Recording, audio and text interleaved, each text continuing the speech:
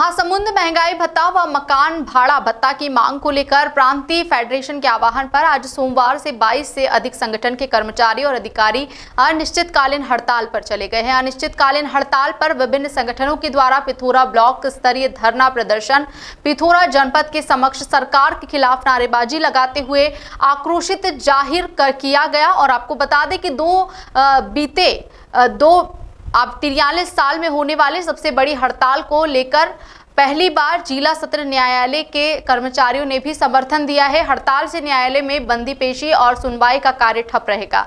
इसके अलावा प्रशासनिक दफ्तरों के काम सहित बच्चों की पढ़ाई भी प्रभावित रहेगी। रविवार देर शाम तक अनिश्चितकालीन हड़ताल रोकने के लिए शासन की ओर से किसी प्रकार की पहल नहीं की गई है। इसके चलते संगठनों ने आज सोमवार से हड़ताल में जाने का निर्णय लिया है। फेडरेशन की 2 सूत्रीय मांगों को लेकर पिछले महीने 25 से 29 जुलाई तक हुई 5 दिनी हड़ताल से आमजन के साथ ही विद्यार्थियों को भी भारी परेशानियों का सामना करना पड़ा था। अब देखना यहां होगा कि सरकार कब तक इनकी मांगों को पूरा करती है।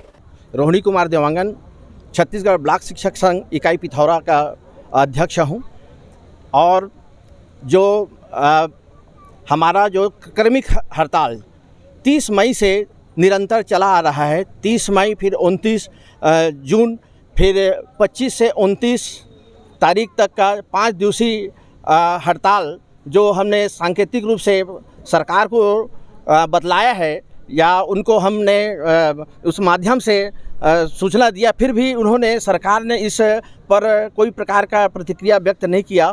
और इस कारण हम क्रमिक रूप से वैधानिक तरीके से जो संविधान कहता है, एक कर्मचारियों का आंदोलन जो होता है, एक संवैधानिक रूप से जो आंदोलन चलना चाहिए, वो आंदोलन के तहत हमारा फेडरेशन जो है ये रणनीति बनाई है 4 चरण का। वो चरण कंटिन्यू अब 4थे चरण में आ गए हैं। फिर भी अभी तक शासन जो है, शासन प्रशासन जो है इस पर ध्यान नहीं दे रही है। इसलिए हम आज अनिश्चितकालीन आंदोलन के लिए यहाँ सब के सब पूरे कर्मचारी प्रदेश के 94 संगठन जो है इस आंदोलन में उपस्थित, यहाँ तक कि न्यायिक जो कर्मचारी है संगठन है, वो जो कभी भी इस प्रकार के आंदोलन में नहीं आए हैं, वो आज हमारे साथ उपस्थित हुए हैं। और पूरे संगठन जो जोश और खरोश के साथ हुए, ये अनिश्चितकालीन है। जब तक हमारे प्रांतीय नेतृत्व का आपस में सरकार से समझौता नहीं हो जाता, तब तक हम डटे रहेंगे और निरंतर हम अनिश्चितकालीन हड़ताल पर उपस्थित रहेंगे। आश्वासन मिलता है, आश्वासन जो है मिलने के बाद आंदोलन जो है खत्म कर दिया जाता है। इस बार भी आश्वासन मिलेगा तो ऐसे होगा कि जब मांगे पूरी होगी तभी उठोगे। ये केंद्रीय नेतृत्व के ऊपर है कि उन्होंने क्या माने व्यवस्था बनाई है, और केंद्रीय नेतृत्व के द्वारा ही हम वहाँ से जब हमारे केंद्रीय नेतृत्व का, हमारे फेडरेशन का बात होगी और वहाँ से यदि किसी प्रकार के भी समझौता होती है तो उनके हिसाब से ही हम यहाँ हटेंगे, अन्यथा कोई प्रकार से नहीं हटेंगे हम। लाल सलाम के जो नारे लग रहे हैं और एक विरोध हो रहा है, उसके बारे में बताइए। एक सरकार के विरुद्ध है, एक सांकेतिक ये है, विरोधात्मक एक नारा है, जिसके कारण एक कर्मचारियों में जोश भरने के लिए लाल सलाम का हम लोग इस्तेमाल किया जाता है। ये एक वही प्रतिरूप है इसका। अगर पिछले सालों के बारे में बात करें तो पिछले साल भी आप लोग जो है सितंबर महीने में सीएम हाउस का गतिरोध अभी चल रहा है, और फेडरेशन के जो माध्यम से पूरे जो संगठन है वो इस बात खास ये है कि सरकार विभिन्न हथकंडे अपना रही है और उसमें वो असफल सिद्ध हो रही है। हमारी ताकत और बढ़ी है। पिछले 5 दिवसीय जो आंदोलन था उसमें 84 कर्मचारी संगठन हमारे साथ थे।